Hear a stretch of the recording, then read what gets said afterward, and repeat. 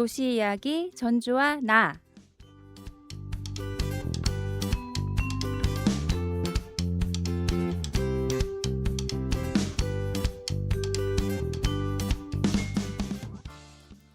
누구나 한 번쯤 우리 지역의 정치가 과연 내 삶을 바꿀 수 있을까라는 의문을 가져본 적이 있으실 텐데요. 그 막연한 생각을 아주 기분 좋은 확신으로 차곡차곡 바꿔온 사람이 있습니다. 2014년 28의 나이로 전주시 의회 최연소 비례대표라는 타이틀을 달고 나타났던 한 청년은 어린애가 무얼 알겠냐는 주변의 차가운 시선을 오로지 실력으로 뒤집어내며 이제는 전북자치도 의회의 든든한 허리이자 대변인이 되었습니다. 오늘 도시 이야기에서는 서난이 전북도 의원을 초대했는데요. 청년이라는 이름의 뜨거웠던 열정에서 이제는 중견의 깊은 통찰로 넘어가는 12년의 생생한 성장기, 그리고 다가올 지방선거를 앞두고 우리가 진짜 주목해야 할 지역의 미래는 무엇인지 오늘 아주 허심탄회하게 이야기 나눠보겠습니다. 전주의 어제와 오늘 그리고 내일을 잇는 시간, 전주청년실록 2화 지금 시작합니다.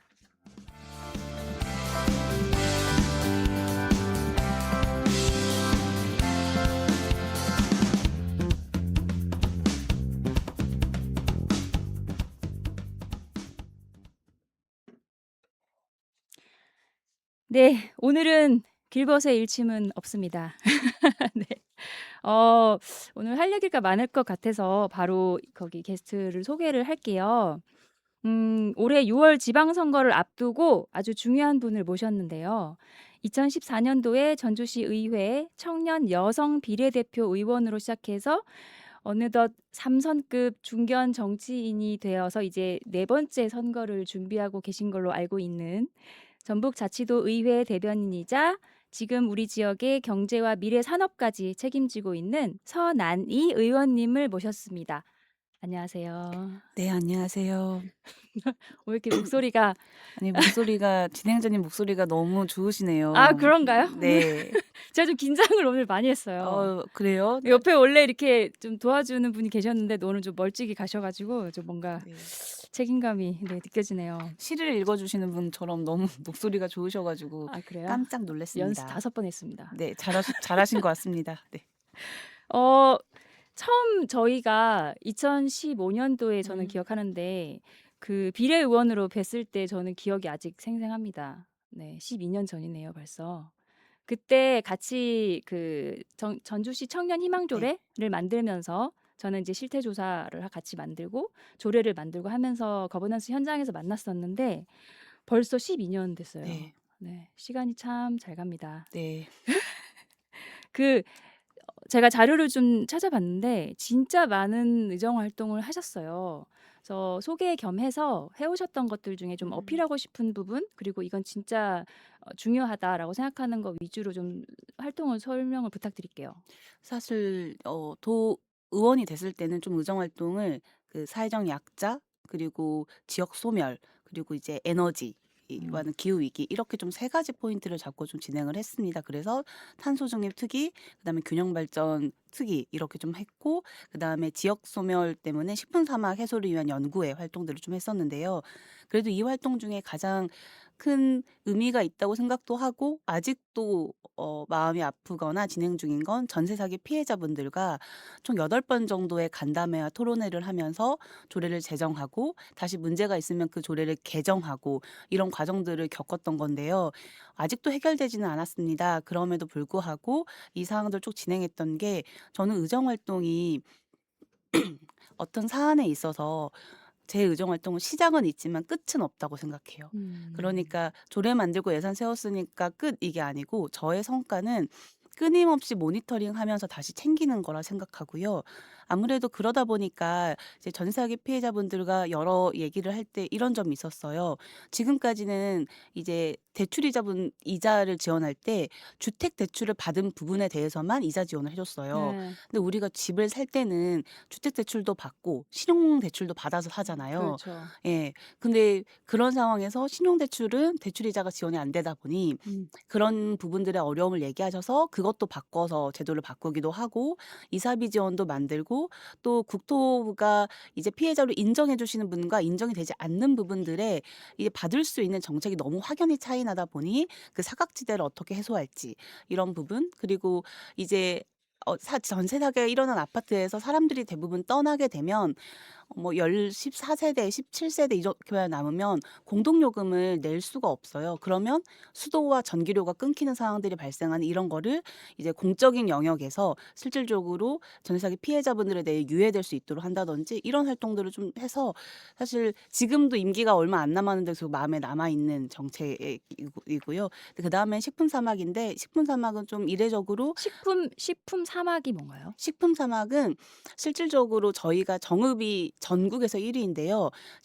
시골로 갈수록 농촌으로 갈수록 소매점이 사라져서 네 아. 그 신선한 식품을 살 수 없는 아. 상황을 말하는 거죠. 그런데 네. 여기는 예를 들어 우리가 소위 말하는 뭐 배송이나 택배도 원활하지 않고요.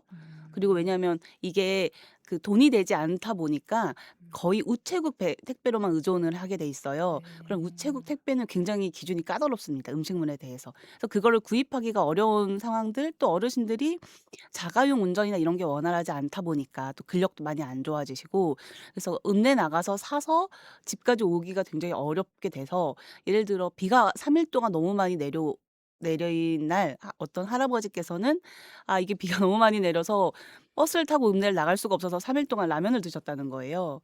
네. 근데 네. 약간 찾아가는 네. 매점이나 찾아가는 편의점처럼 시골에 이렇게 만물상 같은 건 이제 있잖아요. 만물상은 거의 없고요. 식품도 그렇게 할 그래서 수는 없을까요? 어. 조례를 만든 거죠. 어. 근데 그 데이터를 볼 때 정읍이 1 위고 진안이 7 위였던 게 농민신문에 났고 그래서 저는 그 기사를 보고 '정읍은 시인데 왜 1 위지?' 좀 의아했어요. 그래서 음. 그거를 연구회를 빨리 만들고 지역 소멸에 해당하는 의원님들과 함께 현장 견학을 가고요. 그리고 용역을 맡겼어요. 저희는 용역을 맡긴 건 데이터 분석을 해 보자. 거리가 어떻게 되기에 이런 것들이 발생하냐 해서 3 가지 부류로 이제 그걸 나눴고 그다음에 토론회를 통해서 실제 조례와 함께 이 내용을 이제 저희가 정책화해서 아마 내년에는 전북형 식품 사막 정책이 이제 시작될 거고요. 그 비용은 고향 사랑 기부제로 마련할 수 있도록 했어요. 그래서 내 고향에 있는 네. 분들이 내 어르신들에게 식품 사막 이제 차를 배송시켜 줄 수 있도록 음. 좀 그런 조례를 잘 만들었습니다. 네. 네. 이 정책 소개하라고 하면 길 수밖에 아니 없습니다. 그게 네. 아니라 네. 질문의 취지는 네. 지난 12년 동안 본인이 해 오신 입법 활동이나 정책 네. 중에서 이제 되게 좀 중심이 있었던 예를 들면 청년 희망 도시 도울 때 아. 쭉 이렇게 핵심되는 거를 기대하고 말씀드렸는데 약 뭔가 '기회는 이때다.' 하고 아니요. 최근에 중요하게 생각하는 저는 정책을 설명해 도의원 4 주신 거 년만 아니에요? 생각하고 아 왜냐면 그래요? 너무 그러면 시의원을 8 년을 하셨잖아요. 시원 하려 했는데 자꾸 이게 처음부터 좀 조율이 잘 안 되는 부분이 죄송합니다. 나는 네. 청년이 아닌데 자꾸 청년 얘기를 하라고 아 하니까 청년으로 네. 시작하셨기 때문에 여기 부른 네. 근데 겁니다. 그때 네. 이제 했던 거는 청년 조례 같이 만들 때 제일 중요하게 했던 게 저희가 건강검진이었잖아요. 그렇죠. 건강권을 해야 된다. 이걸로 맞아요. 건강검진 얘기가 있었고 실제 미취업 상태가 장기화되면서 건강검진에 대해서 이제 소외됐던 청년 계층들을 이제 전체적인 모든 맞아요. 국민들이 음. 건강검진을 받을 수 있도록 했던 게 가장 컸습니다. 그리고 이제 그 당시에는 거버넌스 그리고 전주형 청년 수당 이런 것들을 만들어서 청년들의 활동 기반들을 만들고 보장해 주려고 좀 애썼습니다. 네. 그리고 그 이후에 하셨던 게 보니까 아동 청소년 보호와 관련된 거 그리고 기후 위기, 탄소 중립 사실은 이제 지자체에서 먼저 이런 조례를 만들고 하기가 참 쉽지 않았을 것 같은데 제가 공부를 좀 했어요. 그 보니까 분산 에너지 활성 조례 같은 네. 것도 그렇고 최근에는 노동 이사제라고 네. 해서 노동자가 기업의 경영에 네. 관련된 의사결정의 테이블에 들어가는 저는 좀 놀랐어요. 이게 노동이사제는 12년 걸렸습니다. 그러니까 이게 네. 진짜 기존의 예를 들면 뭐 기성세대라고 하면은 사실 너무 좀 일반화하는 게 네. 있지만 그전에 어떤 사고방식을 가진 분들이 정치권에서 시도하기 쉽지 않은 부분들을 정말 혁신적으로 하고 음. 계신다는 생각이 들었고 오늘 이런 현안 얘기를 너무 하고 싶지만 오늘 네. 방송 취지는 그거 아닙니다. 네. 알겠습니다. 네. 오늘 취지는 설명드리면 지역에서 사실은 이제 청년 활동가나 청년 정치를 꿈꾸는 친구들이 어떻게 하면 정치라고 하는 현실과 더 연결돼서 내가 원하는 내 일상과 삶을 바꿀 수 있는 방식으로 좀 정치를 이용하고 혹은 내가 정치인으로서 시민들을 네. 대변할 수 있는지 경로를 한번 쭉 하나의 모범 사례로서 들어보기 위해서 네. 모셨으니까요. 지난 시간을 좀 리마인드 하시면서 알겠습니다. 얘기를 기억이 해보시게요. 어제 뭐 먹었는지도 잘 기억이 안 나는데. 네. 큰일 났네. 네. 네, 그러면은 조선 시절로 네. 돌아가 볼까요? 네. 네, 유명하고 많이 하신 얘기긴 할 텐데 이제 이 방송 들으시는 분들은 또 모르실 수 있으니까 되게 유명한 일화가 있잖아요. 처음 여성 청년 네. 비례가 됐을 때 28살이셨죠. 네. 그때 모 공무원이 이제 몰라보고 커피 심부름을 시켰다. 네. 네. 그게 사실은 지금 생각하면 정말 말이 그쵸. 안 네. 되는 상황이잖아요. 그리고 그 얘기를 자세히 듣고 싶지만 어 지금 그때 이후로 사실 그다음 지방선거에서 청년 의원의 약간 비중이 높아졌잖아요. 네. 지금 혹시 그 시의회나 도의회의 청년 비중이 어떤지, 그리고 그전에 비해서 지금 분위기는 좀 어떤지 궁금해요. 사실 그 당시에는 이제 지금 전주시 의회는 의원님들 개별적으로 방이 되어 있는데 음. 그 당시에는 상임위원회로 되어 있기 때문에 7, 8명 의원님들 같이 방을 쓰고 있어요. 이제 그런데 어. 다른 의원님께 이제 사업을 좀 정책을 설명하라고 오셨던 공무원분이 이제 제가 그 컴퓨터 앞에 앉아 있었는데 저를 이렇게 툭툭 치시면서 여기 그 커피 좀 내오라고 이렇게 얘기하셔 가지고 이제 저보다 다 상대방 의원님이 더 당황하셔서 네.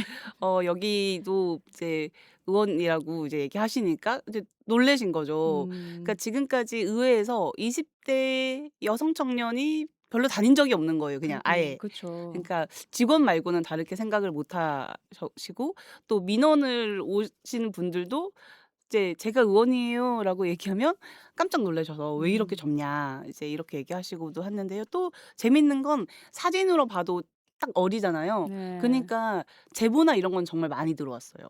제보, 어떤 제보? 그러니까 이제 뭐 어떤 부당함이나 사회적 네. 제보가 그러니까 오히려 뭔가 엮일 게 없는 것 같은 거죠. 청년은 어. 사회적으로 좀 관계가 접근하기 쉽다. 어. 그리고 '청년이니까 그래도 소신 있게 뭔가 좀 하지 않겠나.' 뭐 이런 음. 것들이 있어 가지고 예 그죠. 그렇게 좀 그러니까 뭐 황당하기도 하고 근데 그러고 나서 바로 미투가 터졌어요.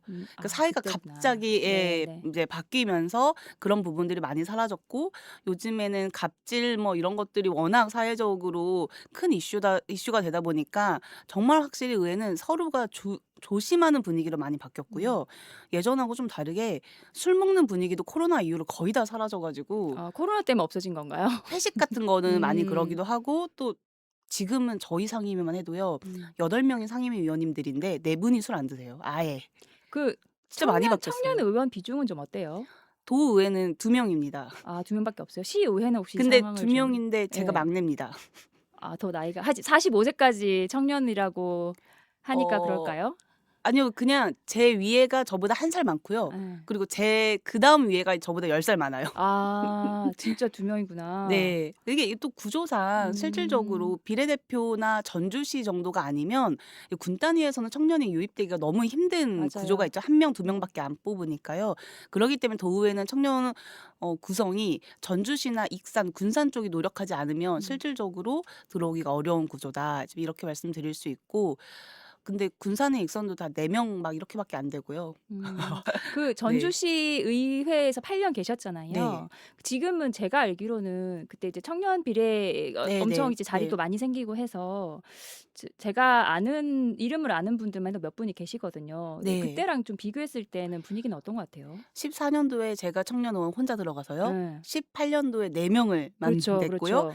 2022 년도에 저희가 8 명을 만들었습니다. 지금 야. 2030으로만 40대 빼고 8 명이 네. 활동을 하고 있고요. 저는 그게 이제 똘똘한 청년 한 명을 잘 키우면 그 똘똘함이 본인인가요? 저는 것 같습니다. 그러니까 사람에 대한 신뢰도가 사실 좀 높아졌던 계기인 것 같아요. 그러니까 다들 좀 반신반의하고 젊어서 뭘 음. 할 수 있겠나. 특히 이 우리 사회에서 가장 보수적인 집단이 정치 집단이기 그렇죠. 때문에 그렇죠. 뭐 하나라도 할 수 있겠나 했는데 그래도 좀 하나하나 해 놓고 해 나가고 사회적 분위기도 청년에 대한 필요성에 대한 정치적인 요구가 커지다 음. 보니까 그래서 지금까지 잘 와서 이제 내년에 올해 선거에는 또 어떤 기대가 있을지 궁금하기도 합니다. 음.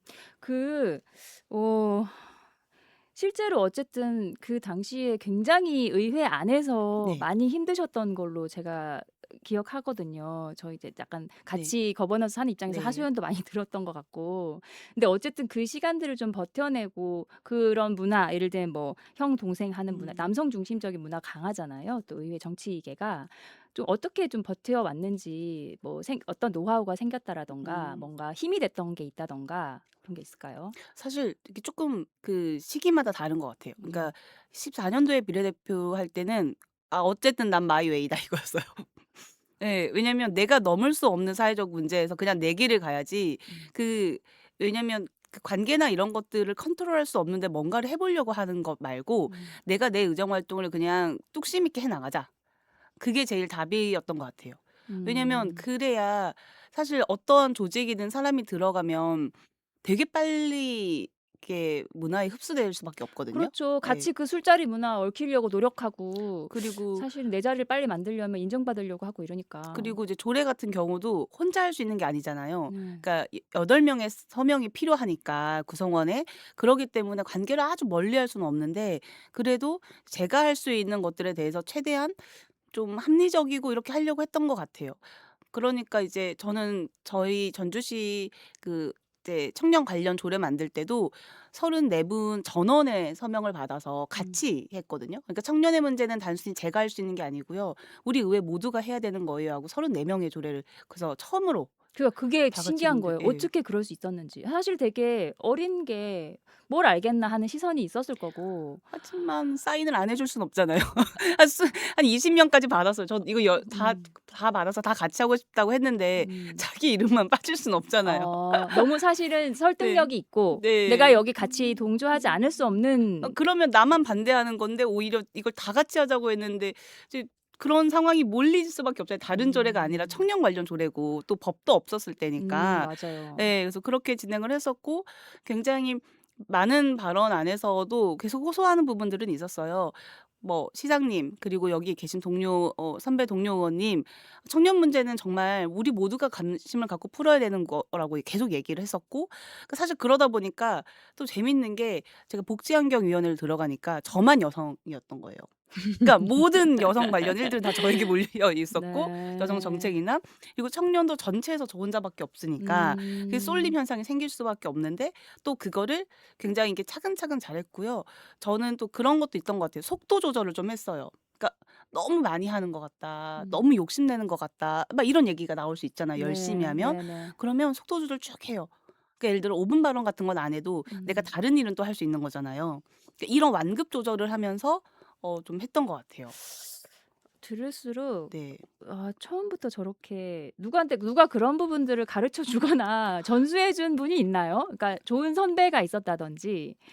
그러니까 좋은 선배님들은 계속 계셨고 상의도 많이 음. 했는데 그 다른 거보다는 어떤 거였냐면 '나는 가진 게 없는데 음. 내가 이 사람들과 어떻게 시간을 보내고 내 일을 하지?'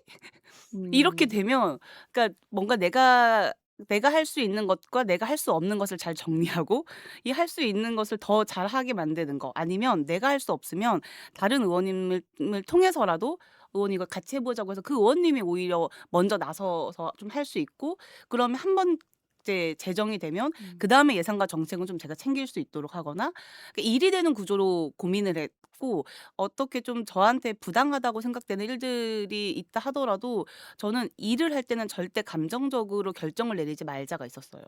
음. 근데 제일 힘들었던 건 그런 것 같아요.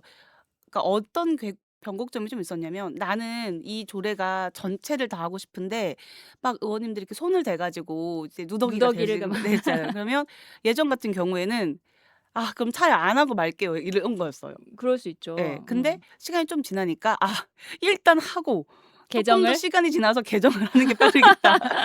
이제 이런 전략적인 한번 실패도 하고 또 뭐 상처도 받고 하면서 음. 나름의 돌파구를 찾았던 것 같고요.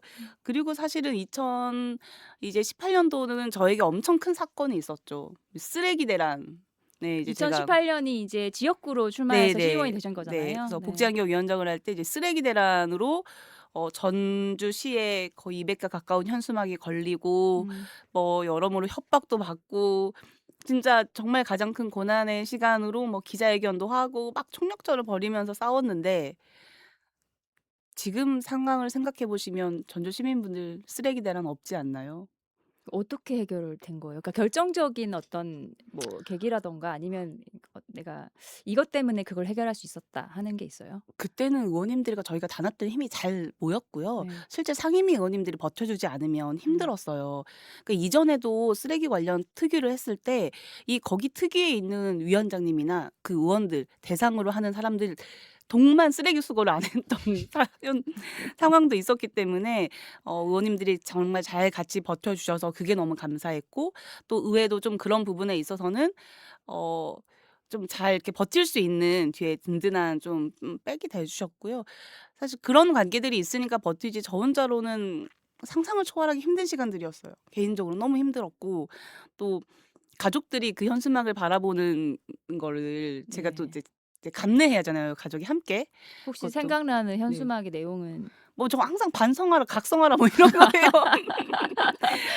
근데 그렇게 됐고 그다음에 또 감사했던 게 저희가 엄청 힘든 과정에서 조례도 이렇게 만들어 놓고 또 이런 부분에 대해서는 정말 원래 이제 해야 되는 부분들을 다 환수 조치해 가지고 저희가 이제 현금을 지원하는 거를 어떠한 협의체에 주는 게 아니라 공무원들이 개개인으로 다 직접 지원할 수 있게끔 하면서 막 그런 활동들을 했거든요. 그러다 보니까 실질적으로 그리고 나서 그다음에 우리 다음에 이제 지금에 있는 의원님들도 이걸 같이 또 지켜주신 거예요. 그 조례를. 음. 왜냐면 한 사람이 나가면 또 금방 바꿀 수도 있잖아요. 근데 음. 그렇게 잘 지켜주시니까 이 쓰레기 대란이 더 일어나지 않게 됐고 최근에 좀 저를 찾아오신 분은 이 쓰레기 대란 관련해서 논문을 준비하신다고 하면서 인터뷰를 어. 오셨어요. 음. 제가 그래도 논문으로는 여성 정책 그리고 성매매 직결집 폐쇄, 청년 정책 등 해서 논문에 꽤나 많이 등장하는 음. 인터뷰를 하고 있습니다. 음.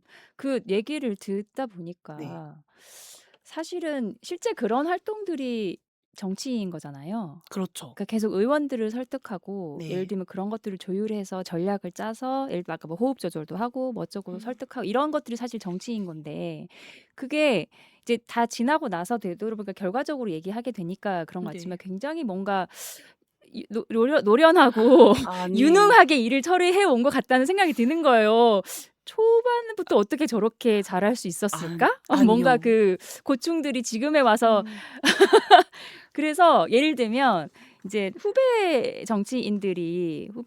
청년 정치인들이 이제 그런 부분들을 좀 잘 그러니까 음. 노하우처럼 전수하고 할 수 있는 식의 어떤 이야기를 듣고 싶었는데 그러면은 얘기를 해 주셨으니까 네. 지금 이제 이후에 네. 등장한 선한이 의원 이후에 등장한 좀 이게 하고 있는 정치 음. 활동들을 보실 거잖아요. 네. 어떻게 좀 평가를 하실 수 청년 있는지. 정치인들이요? 네. 분위기가 많이 달라졌어요. 그러니까 어떤 게 있냐면 이게 되게 이상하게 8 솔직하게 년 얘기해 아니 주세요. 8년 하고 됐는데 제가 했던 시대가 너무 아날로그 같은 거예요. 그러니까 음. 지금 있는 청년들이 해야 되는 건 실질적으로 여러모로 SNS나 뭐 쇼츠나 이런 게 너무 많아지니까 네. 사실 저는 이제 어떤 고민이었냐면 인플루언서가 되기 전에 그 자기 실력과 자기 정체성을 확고해야 네 그 되는데 당연한 거 아닌가요? 예 되는데 이게 자꾸 어떤 인플루언서적인 그러니까 연예인이 되고 싶은 정치와의 혼동? 그게 이런 게 좀 있는 것 일종의 같더라고요. 흐름으로 있는 거예요? 그러니까 그거는 어떤 몇몇 인물들이 아니라 어떤 흐름으로? 그건 사실 중앙 정치부터도 좀 저는 그런 것 같고요. 그래서 자극적인 음. 말이나 이런 거를 계속 이번에 국정감사 때도 그런 얘기들이 있었잖아요. 쇼츠용 발언들이나 막 이런 게 네. 그쵸, 자극적으로. 그렇죠. 근데 이제 그런 우리가 기사에도 어떻게 보내야 잘 나올까 막 이런 걸 너무 고민하는 것들도 있어서 저는 그런 부분들이 조금 아쉽기도 하지만 또 한편으로 고민은 정당이 청년 정치인들에 대해서 지속적인 교육 지역을 해야 되는데 이제 그러지 않고 사실 저희가 교육을 되게 많이 하긴 하거든요. 근데 음. 이런 집단화된 교육들을 다 지역위원회에서 하고 있는데 그런 부분들이 좀 다소 아쉽다 이런 생각이 좀 들고 저도 책임을 좀 많이 느끼는 부분도 있기는 해요. 근데 음. 이제 뭐 뭐 청년이든 어떤 의원님들이든 연락이 오거나 뭐 좀 "이런 것들 어떻게 고민하세요?" 이러면 저는 다 그런 부분들에 대해서는 서포트를 했거든요. 왜냐면 항상 제가 얘기하는 게 선한이라고 하는 정치인으로 기억되는 게 아니라 청년, 젊은 정치인으로 평가된다 다 같이. 네. 그러니까 이거는 내가 잘나고 내가 막 잘 보이게 아니라 결국 "젊은 애들 해 보니까 잘 된다."와 "역시 안 된다." 이렇게 평가될 수밖에 없다. 음. 그래서 본인이 잘하고의 문제보다 그런 청년이라는 나이 때문에 된 거잖아요, 실질적인 공천 과정이. 그래서 저는 그런 부분들을 좀 잘해야 된다라고 얘기는 해요. 근데 저도 이제 잔소리가 늘어나다 보니까 좀 다음 내 네. 준비한 질문이 바로 그 흐름에 네네. 있어요. 이게 왜냐하면 저도 사실은 그때 이제 입법이나 이런 네. 정책 제안 활동들을 하면서 그 이후에 청년 조례가 이제 전국으로 생기고 청년 기본법 만들어지고 청년 정치 네. 포션이 엄청 많아지면서 청년 정치인들이 확 등장했잖아요. 네.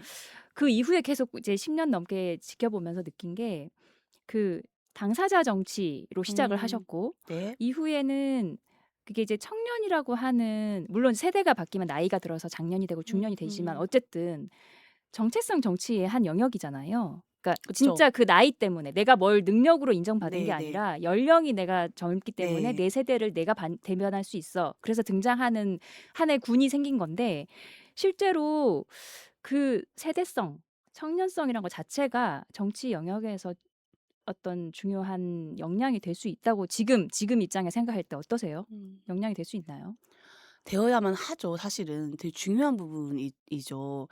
그런데 근데 실질적으로 이제 청년 의원으로 지역구를 가잖아요. 네. 그러면 굉장히 그런 표현들을 싫어해요. 어떤 표현? "청년이라고 하지 말아라."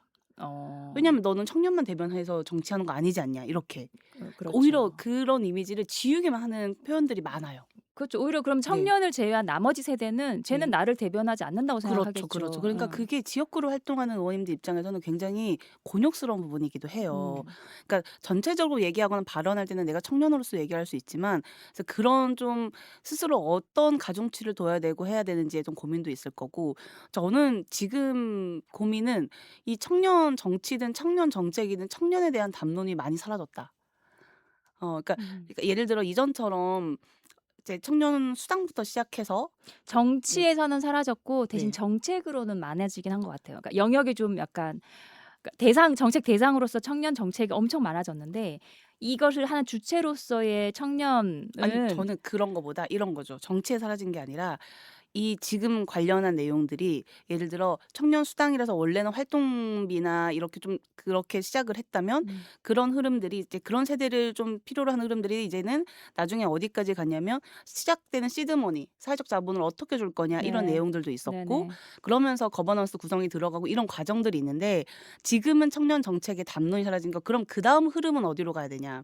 그럼 지금 20 대들 청년에 진입하는 청년들에게는 우리가 어떠한 청년 정책의 담론을 담아내서 이들을 지원해야지 그러니까 음. 이런 내용들이 있어야 실제 그리고 그런 연구들이 있기 때문에 그런 내용을 반영해서 정책이 나와야 되는데 지금 정책들은 실질적으로 만 원 누가 만 원 집값해서 16호 지원한다고 하면 옆에서 갑자기 1,000원 주택이 나오고 이런 식인 거예요.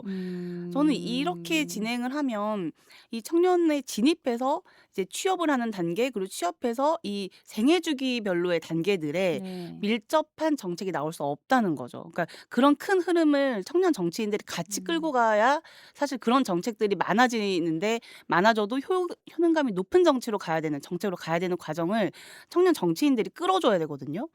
근데 그래서 그게 다시 네. 질문 돌아갈게요. 네. 그럼 이게 정책 얘기보다는 아까 네. 질문하고 싶었던 건 그래서 그 청년성이라는 네. 것 자체가 정치인으로서 중요한 역량이 될 수 있다고 보느냐가 원래 질문이었잖아요. 네. 그러니까 예를 들면 28살일 때 혹은 그 이후에 이제 30대 초반일 때 선한이라는 사람이 청년이었기 때문에 더 잘할 수 있었던 게 있느냐 하는 거예요.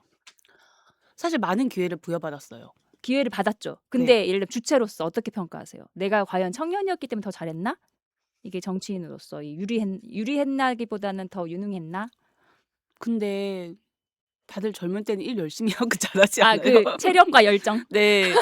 예, 그러니까 이게 청년 정체성으로 뭘 더 잘했나 이거보다 음. 기회가 너무 많이 열리다 보니까 그 음. 기회에 대한 책임을 해야 되는 포션도 많아진 거죠.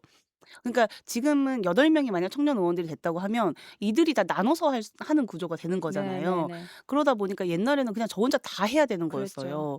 그래서 청년이어서 뭐 더 잘했고 이런 게 아니고 그냥 해내야만 했어요, 저는. 그러니까 이 오로지 34명에 한 명 있는 청년 정치인이 뭘 안 할 수가 없어서 다른 지자체도 많이 다니고 뭐 논문도 많이 보고 사람들과 교류도 많이 하고 저는 무서웠거든요. 무서운 게 '내가 얘기하는 게 청년의 얘기가 맞을까?' 그러니까 내가 이 음. 시대에 살고 있는 청년의 얘기 이 목소리를 담아서 얘기하는 게 맞나? 이게 정말 무섭고 두려웠어요. '쟤는 정치를 음. 한다고 해 놓고 왜 저런 소리를 하지?' 이럴까 봐.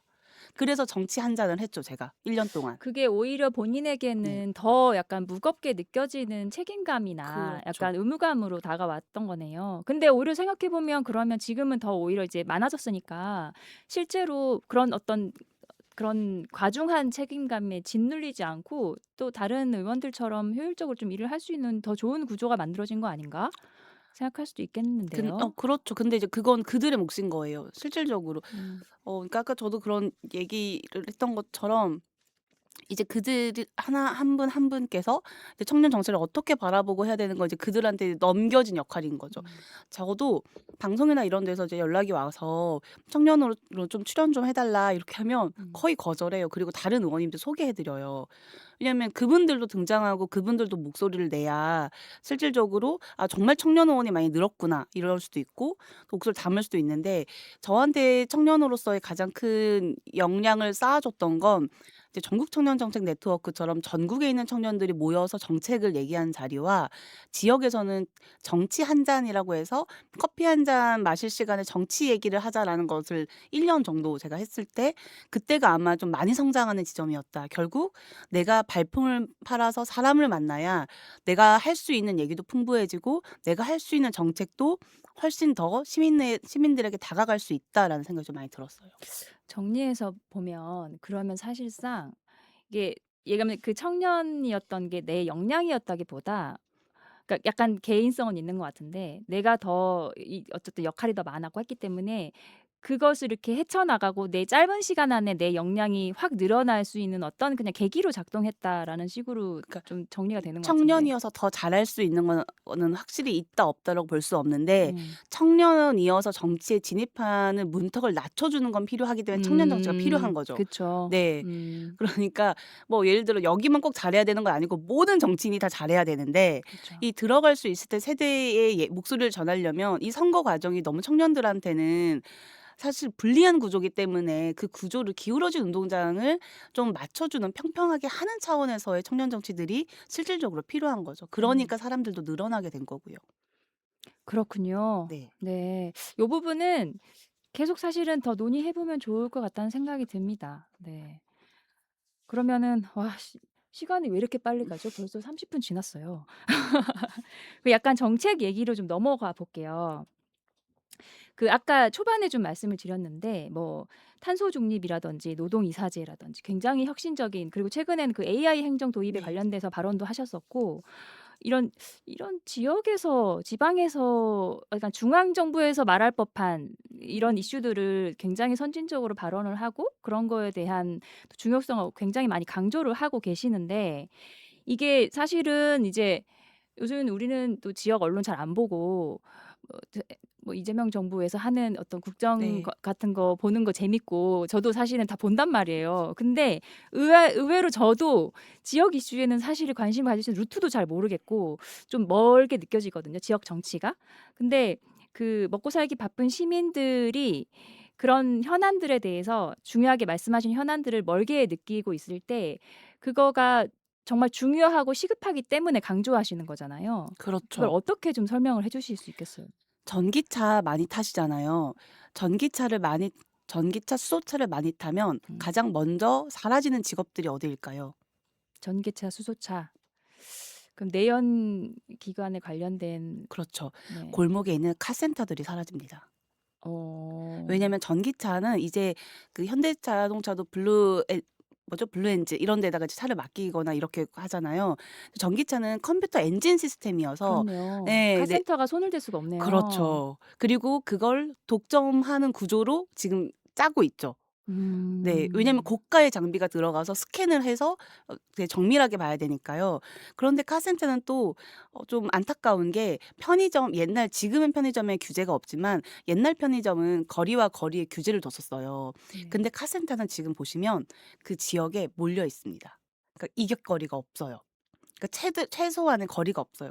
그러다 보니 우후죽순 좀 생겼던 카센터들이 실제 전기차와 수소차 같은 미래차 등장으로 정말 사라질 수밖에 없는 그러니까 음. 산업 전환의 속도가 골목의 상권들을 굉장히 많이 영향을 미치고 있습니다. 실제로 그 공구 네. 거리에 네. 있는 그 공구에 관련된 가게들은 지금 거의 네. 네. 그렇죠.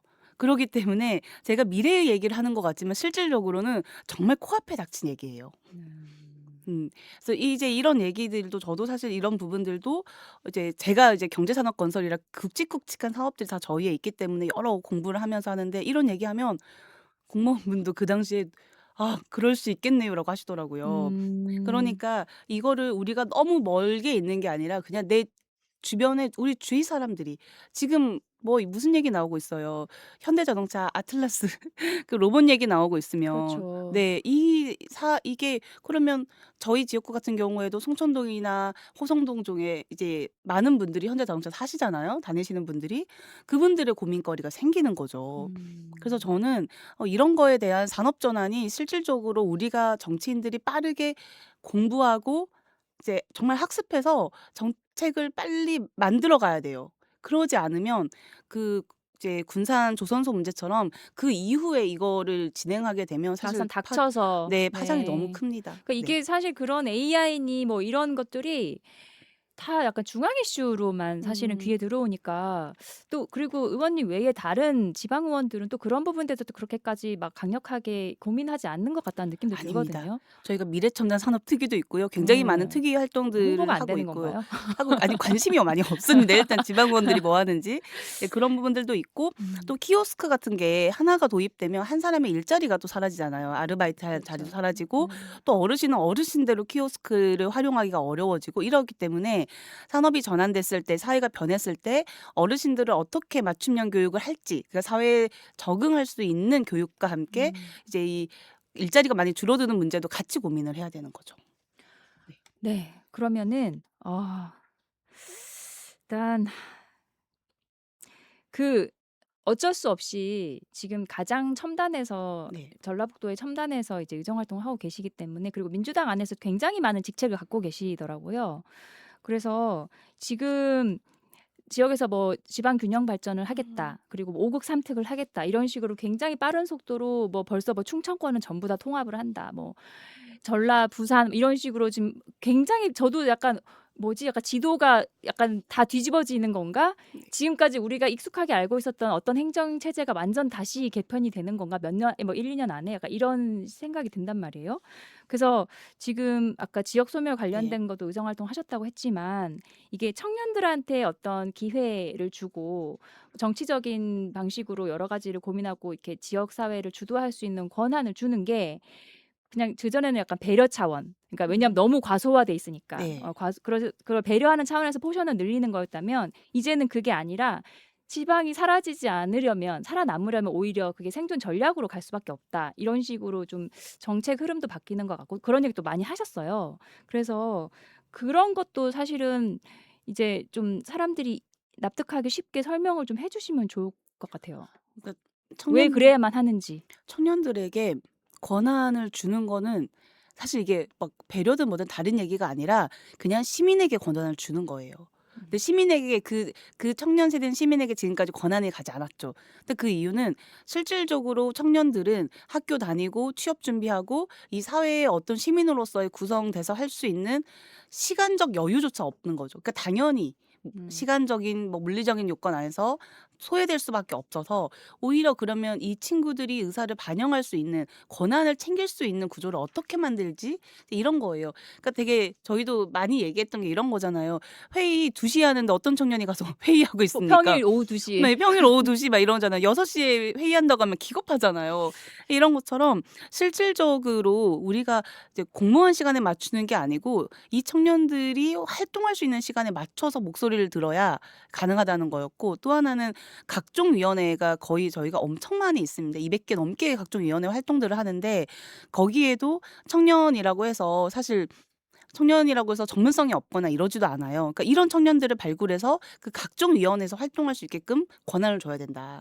그러니까 이게 너무 50대, 60대 위주로 위원회가 구성되다 보니 그러니까 제가 예전처럼 했던 게 아니 저출생 고령화 위원회 가는데 다 50대 이상이고 저만 30대 앉아 있는데 어떻게 저출생 정책이 나오겠습니까? 그러니까 그런 각종의 위원회에 청년들이 들어가서 일자리, 창업 이런 얘기들도 해야 되고 주거 문제도 얘기를 해야 되는 거죠. 그러니까 그런 차원에서 저는 이 권한을 너무 당연하게 줘야 되는 걸 우리가 실질적으로는 그렇게 하지 않고 있었다. 이렇게 좀 음. 얘기를 드리고 싶어요. 이게 인구 문제는 또 사실 이게 되게 딜레마예요. 점점 고령화가 되니까 청년의 실제 인구 비례는 줄어들고 있으니까 어쨌든 장년과 중년과 노년이 더 많고 또 그 안에서 어쨌든 대변할 수 있는 사람들이 많이 생길 수밖에 없는 구조 안에서 사실 근데 진짜 심각한 건 오히려 청년층이 줄어들기 때문에 문제이기 때문에 그럼 그 대안을 낼 수 있는 그 권한을 누구에게 줄 것인가. 그리고 뒤집어서 생각을 하면 참 좋은데 아직도 그게 지방은 잘 안 되는 것 같다는 생각이 들긴 하는 것 같아요. 그리고 사실 그렇게 줄어듦에도 불구하고 또 지역은 더 없으니까요. 그니까요. 네. 마치 학교가 아이들이 없다는 이유로 학교가 없어지는데 학교가 없으니까 더 아이가 없어지는 그런 맞아요. 순환 구조 네. 같은 느낌은 좀 드는 것 같아요. 네. 네. 이거 근데 시간이 모자라네요. 질문대로도 안 하시네요. 질문대로 하고 있어요, 나름대로. 네. 그러면 네. 요거는 약간 그 흐름에 있어요. 그 민주당 비대위원을 네. 하신 경력이 있습니다. 여의도에서 이제 그때 대선 때였을까요? 아니요. 지방선거 끝나고였습니다. 끝나고. 22년도. 그때 그러면 이제 중앙에 있는 여러 의원들하고 교류를 하면서 일을 같이 해 보셨을 텐데 사실은 제가 청년 활동할 때도 너무 수도권 중심으로 정책이 설계되고 인식이 간고하다고 느꼈었는데 지방 의원의 시각에서 본 그 여의도 정치의 특성은 어떻고 또 맹점이 뭐였는지 그리고 그런 부분들을 좀 바꿔내기 위해서 어떤 노력들을 하셨는지.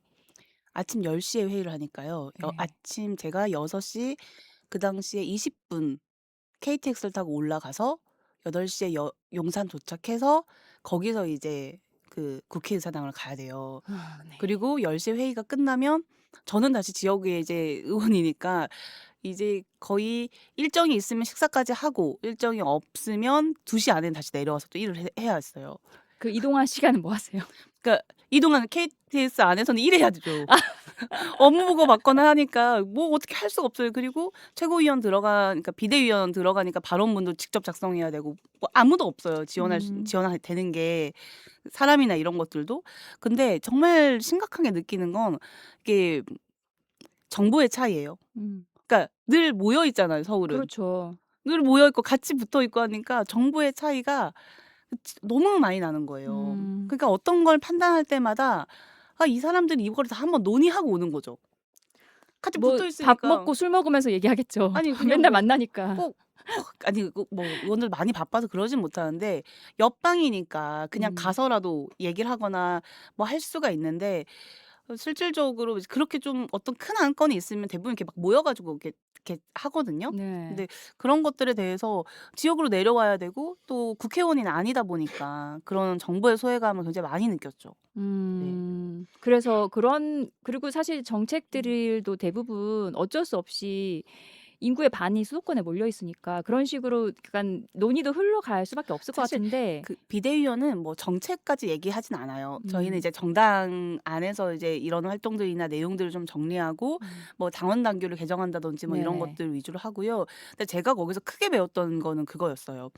어떤 사안이 생기면 현장으로 바로 가는 거예요. 그리고 문건도 바로 나오는 거예요. 예를 들어 제가 여름이라서 수해 복구 있잖아요. 수해가 네. 났어요. 그러면 바로 비대위원 구성해 가지고 현장 가요. 일을 하는 어떤 속도와 온도가 다르다. 너무 다른 거죠. 아주 빠릿빠릿하게. 아주 빠르게. 그리고 그거 관련해서 대책이나 이런 내용들도 막 쭉 나오는 거예요. 그래서 네. 저희는 수해복구 나면 한 3-4일 뒤에 이제 봉사활동 모아가지고 가잖아요. 한 번씩 지방의원도 수도권 연수 갔다 와야겠네요. 그래서 제가 그걸 보면 아니 근데 그 국회도 올라가는 시스템이 음. 와 이런 거구나 해서 제가 그걸 어떻게 반영했냐면 지역에 와가지고 TMF 사건이 터졌어요.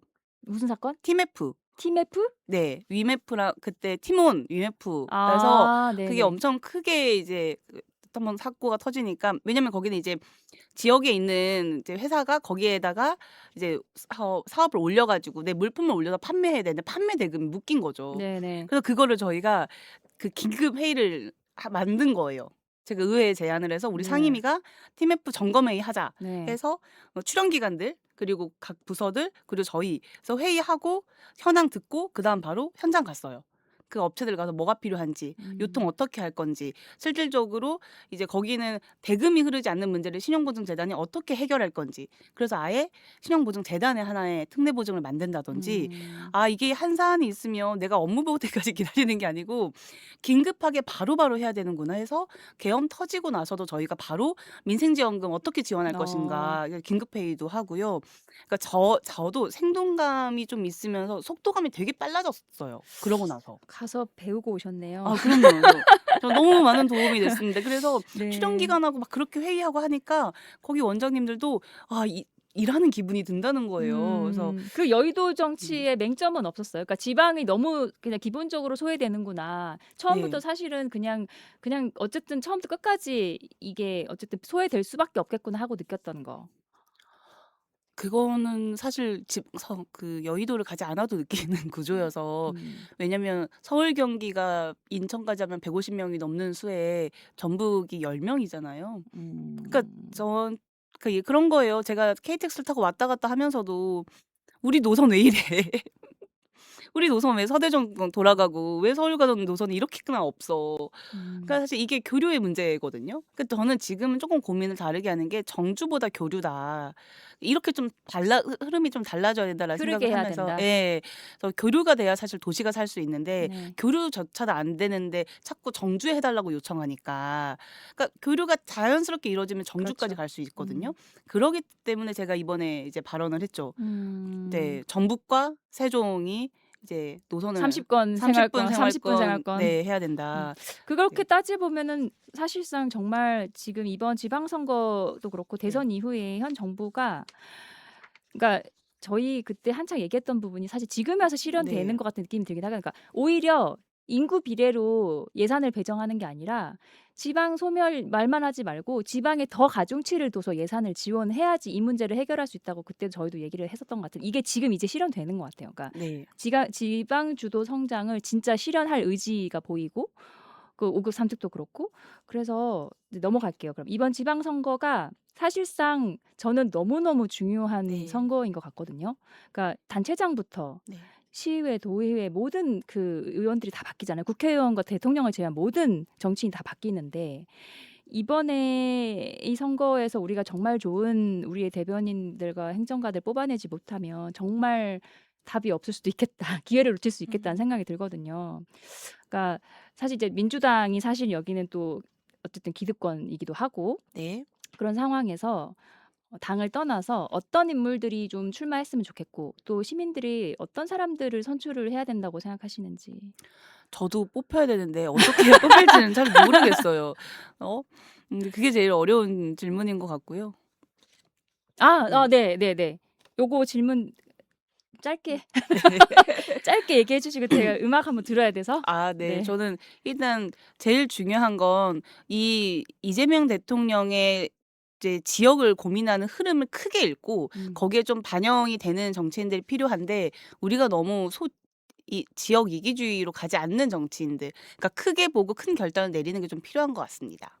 크게 보고 크게 결단을 내린다. 너무 이거 추상적인데요. 짧게 얘기하라고 하니까 그 네. 정도는 1분 노래 듣고 정도 얘기하시죠. 네. 노래 듣고요. 네.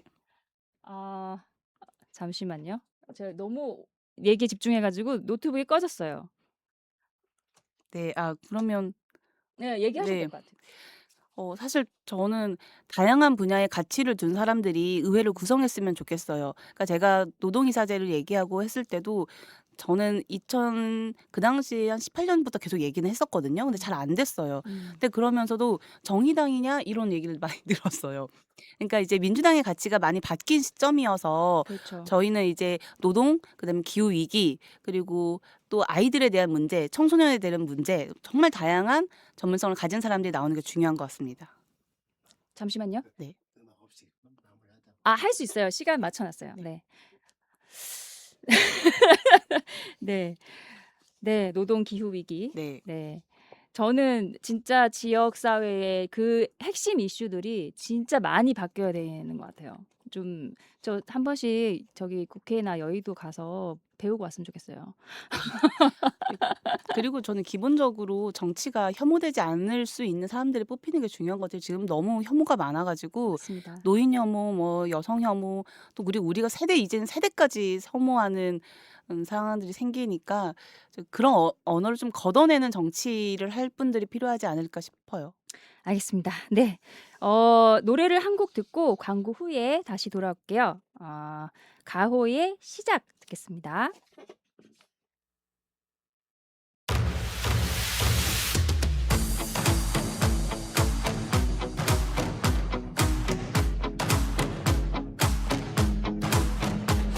새로운 시작은 늘 설레게 하지. 모든 걸 이겨낼 것처럼 시간을 뒤쫓는 시계바늘처럼 앞질러 가고 싶어 하지. 그 어느 한 선을 넘어 저마다 삶을 향해 때론 원망도 하겠지. 그 선을 먼저 넘지 말라고. I can fly the sky, never gonna stay. 내가 지쳐 쓰러질 때까지 어떤 이유도 어떤 변명도 지금 내겐 용기가 필요해. 빛나지 않아도 내 꿈을 응원해. 그 마지막을 가질 테니 부러진 것처럼 한 발로 뛰어도 난 나의 길을 갈 테니까. 지금 나를 위한 약속 멈추지 않겠다고. 또 하나를 앞지르면 곧 너의 뒤를 따라잡겠지. 원하는 대로 나가질 거야. 그게 바로 내 꿈일 테니까. 변한 건 없어. 버티고 버텨. 내 꿈은 더 단단해질 테니 다시 시작해.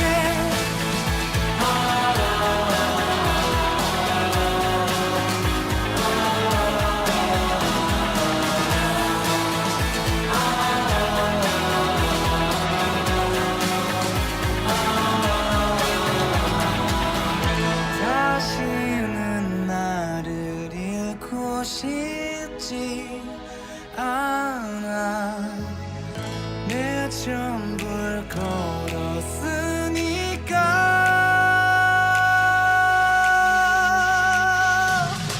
원하는 대로 나가질 거야. 그게 바로 내 꿈일 테니까. 변한 건 없어. 버티고 버텨. 내 꿈은 더 단단해질 테니 다시 시작해.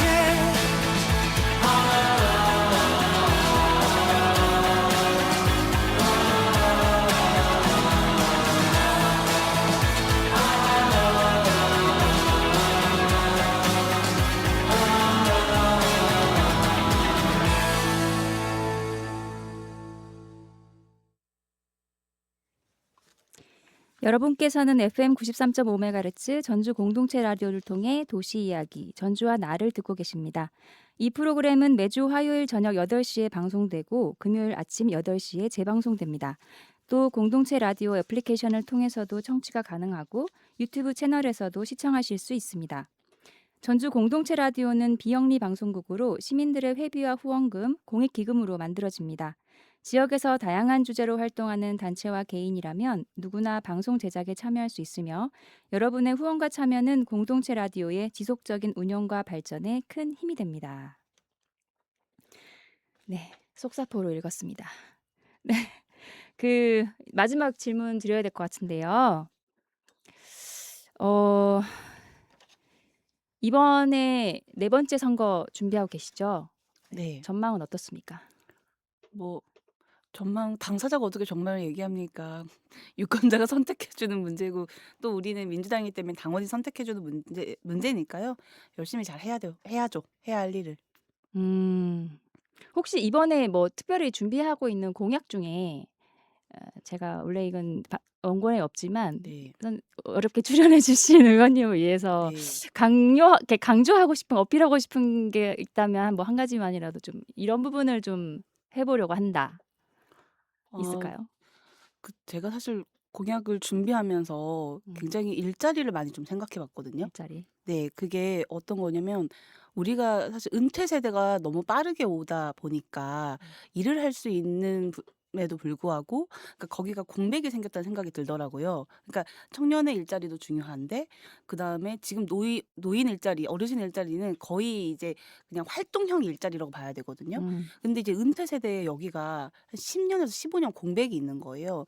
그래서 이제 그 전문성을 가진 은퇴 세대들이 그 전문성과 소속감을 활용해서 어떻게 일할 수 있을까 이제 이걸 좀 고민을 하고 있어가지고 은퇴 후 이제 제2장을 설계하는 좀 그런 정책들을 좀 담았고요. 그다음에 저는 요즘 되게 고민하는 것 중에 하나도 이 맞벌이 가정들 아니면 좀 떨어져서 지내는 가정들이 아이가 아프면 어떻게 할 수가 없어요. 그러니까 유치원이나 어린이집에 데려가라고 하면 그랬을 때 이제 은퇴하신 간호사분들이나 아니면 이제 간호조무사나 이제 요양보호사 같은 간호 자격을 가진 분들이 이 아이들을 뭐 좀 데리고 와서 집에서 케어할 수 있게끔 그리고 그분들의 좀 신분을 안전하게 보장할 수 있는 이런 정책들도 공약들도 지금 고민해서 좀 담고 있습니다. 뭔가 고령화 사회를 대비한 준비하고 있는 것 고령화 같은 사회와 아이들. 느낌이다. 네. 네. 네. 다음 정치인 선한이의 넥스트는 어떤 모습일까 너무 궁금한데 요거는 꼭 여쭤보고 싶어서요. 언제가 됐든 네. 국회에 진출할 생각 있으십니까? 일단 지금 제 코가 석자입니다. 너무 먼 미래를 지금만 일단 생각하고 싶습니까? 그렇습니다. 이 고비를 잘 넘겨야 그다음 넥스트가 있습니다. 아직 기회는 많으니까요. 아직 그렇죠. 네, 그러기도 하고 저는 정치 시작할 때 항상 하는 말이 있었습니다. 저는 끝까지 정치할 건데 정치를 뭐 이렇게 의원으로 할 수도 있고 정치 스타트업을 할 수도 있고 여러 단계의 과정들도 있기 때문에 이 쭉 과정 안에서 여러 고민도 하고 또 내가 지역 사회를 위해서 받은 기회를 또 어떻게 사회적 환원을 할 수 있을지도 같이 고민하고 있으니까요. 일단 지금은 제 선거가 정말 중요합니다. 알겠습니다. 응원하겠습니다. 네, 마지막 곡 들으면서 방송 마무리해야 될 것 같아요. 잠시만요. 또 후배들에게 한마디 이런 거 안 시켜주나요? 시간이 안 될 것 같습니다. 네, 한마디 다음에 꼭 또 제가 초대할 테니까요. 그때는 또 다른 이야기 많이 준비해서 같이 얘기 나누시게요. 한마디만 이렇게 네, 해주세요. 네, 네, 30초만. 네. 정치는 그 모략과 전술이 다가 아닙니다. 사실 상식적이고 도덕적인 거라고 생각하고 있기 때문에 그래서 저희가 법에 위반되지는 않더라도 도민들의 정서에 맞지 않으면 의원을 사퇴하거나 징계를 하는 상황들이 있는 거거든요. 저는 이 방송을 들으시는 모든 분들이 정치를 좀 믿어주셨으면 좋겠습니다. 알겠습니다. 네, 감사합니다.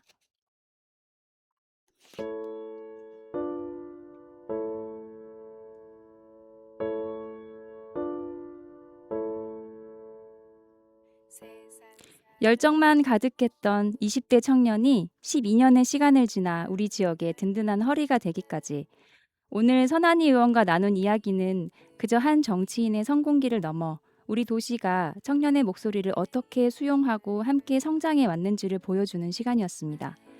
정치는 나를 대신해서 누군가 대신 싸워주는 게 아니라 우리가 함께 더 나은 내일을 만들어가는 치열한 과정이라는 것을 오늘 다시 한번 느꼈습니다. 마지막 곡으로 옥상달빛의 수고했어 오늘도를 들으며 도시 이야기 전주와 나는 여기서 마칩니다. 저는 다음 달 이 시간에 더 깊은 이야기로 찾아오겠습니다. 여러분 편안한 밤 되세요.